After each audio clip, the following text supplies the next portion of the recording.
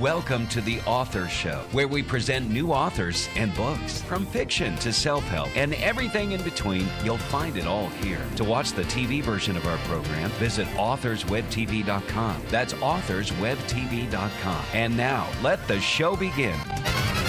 Hi, this is Linda Thompson, your host for The Author Show. If you love historical romance with a dash of mystery, you're going to enjoy today's captivating adventure set in the rolling hills and crumbling castles of Ireland. Our book is Clayton's Honor, the third in the British Agent series, and our author is M.K. McClintock, who joins us today to tell us about Devon Clayton's life. M.K., welcome to The Author Show. Thank you, Linda. It's a pleasure to be here. M.K., would you give us a quick overview of Clayton's Honor? Absolutely. Clayton's Honor is a clean historical romance set in Ireland. It's full of mystery, adventure, romance, and it truly is, in my opinion, a captivating and mysterious, lovely love story. Was there a particular incident or experience that served as the inspiration for your book? I wrote the first two books in the series, and I wanted to write a story set in Ireland, especially after I got to know a group of amazing Irish women and men who I had met years ago. And I knew that I wanted to set a story in Ireland, and I had the characters, and that's how it came about. Devon Clayton is a very interesting character. Did he come straight from your imagination, or does he take on traits of people you know? Oh, actually, all of my characters kind of have a little bit of, especially the devil-may-care guys that I know. And Devon was no exception, where he is entirely fictional and most of them came from my imagination. I have to admit that his personality is a combination of a couple of truly wonderful and charming men that I have known. Clayton's Honor is set in Victorian Ireland and yet is part of your British Agent series. So let me ask, is Devon British or Irish? He is British, and part of the story is actually set in northern England, in Northumberland. So the heroine is from Ireland, so you get a little bit of both places, which was a lot of fun to write. When you were writing Clayton's Honor, did you have a particular type of reader in mind? Not specifically. I knew that I was writing for the audience who had already fallen in love with the first book in the series and then the second book, and really anybody who loves historical romantic mystery. And that's where my focus was. But primarily I had in mind the people who had already loved the British agents and said they wanted more. So I gave them more. Clayton's Honor, you say, is the third in your British Agent series. Did Devon appear in books 1 and 2? And will there be books 4 and beyond? Yes. All of the characters in the third book were in the second and first, and Devon is no exception. He's one of the original British agents who appeared in the first. He is absolutely charming in all three of them, but you get to see a little bit more of him in the third book. And yes, there will be more books in this series. At least 3 are planned. How would you describe your writing style? My writing style is, I write from the heart. It's a simple process for me. I sit down, I write, I know my characters, and it just flows. It flows from me as if I'm right there with them in the story, feeling what they feel, loving the way they do, experiencing what they experience. And as far as the style, that's the only way I know how to write, is to become a part of the story and their lives. You list Clayton's Honor as historical romance. How much of your book is fact and how much is fiction? Well, it's a fiction book primarily. There are real places and real events that actually took place in history, and I work really hard to make sure that everything from clothing to means of transportation fit within the actual time period and what really took place. But the characters and their lives and the events, those are all fiction. I'm talking to you while you're in Montana, which is a long way from Ireland and Britain. So you set your books in Ireland and Britain. Did you travel over there, and what kind of research did you do while you were writing these books? I've been over to Scotland, so I got to experience the region and where England and Ireland are slightly different. Scotland has a lot of the same things as weather and history and people and everything. So I got to experience a lot of that, but as far as England and Ireland goes, I relied heavily on research, and I have family who have been to England, and so I relied on them. And I have friends who live in Ireland, so I also relied on them in addition to all of the research. But I have had a chance to travel over to the UK, and it's a phenomenal place, and that did play a large role in why I wrote this series. So why did you choose British agents and not just this handsome dude walking down the street?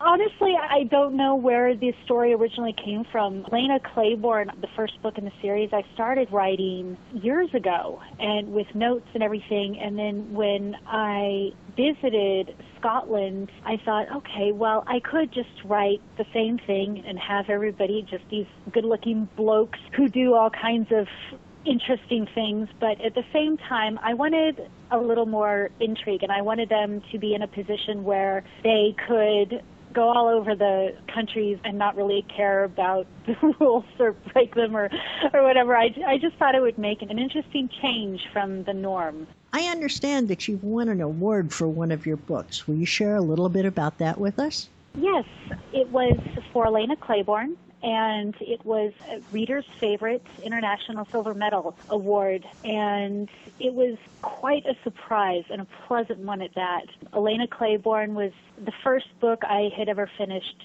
writing, and it meant a lot to me to see the book and the series get that kind of recognition. I really love your book cover. Would you share with us a little bit about how you came about those images? Oh, absolutely. Well, the background, I knew I wanted on this particular cover, I wanted the color, the green that Ireland is so well known for.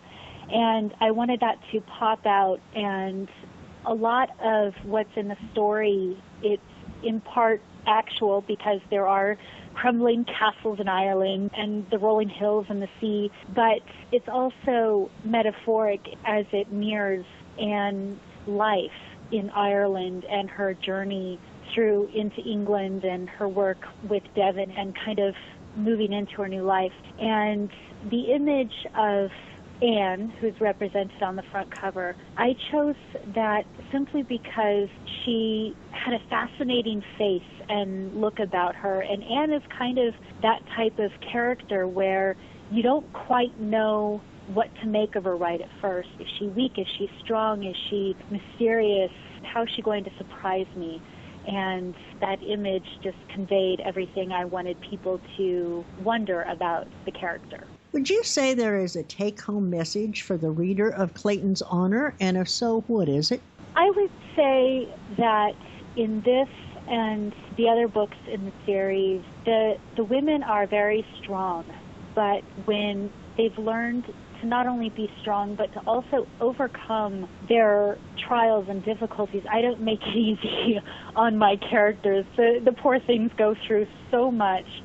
And the takeaway always is that right and truth and honesty and hope and love, those things overcome the worst that can happen to a person. And as long as you're willing to be honorable and change and risk what you believe in, then you can overcome and achieve your goals. If you could compare Clayton's Honor with any other, what would that other book be?